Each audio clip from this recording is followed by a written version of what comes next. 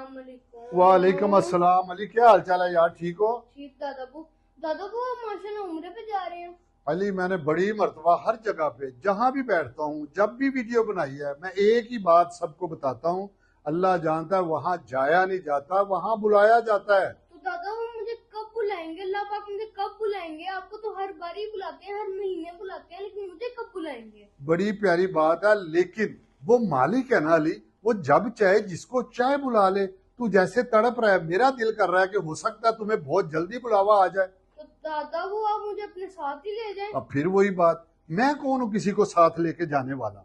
कोई किसी को साथ नहीं लेके जा सकता जब तक मेरा मालिक ना चाहे। मैं दुआ करता हूं, तू भी दुआ कर। अल्लाह पाक हम सबको जल्द से जल्द अपने और अपने प्यारे महबूब की दर की हाजिरी नसीब कर दे। सारी फैमिली को अल्लाह पाक, ये मेरा पोता बड़ा तड़प रहा है, सारे ही बड़े तड़प रहे हैं, मेरी पोतियां भी तड़प रही हैं। सारी फैमिली को अल्लाह पाक एक मर्तबा इकट्ठे जरूर बुला ले। आमीन। आमीन।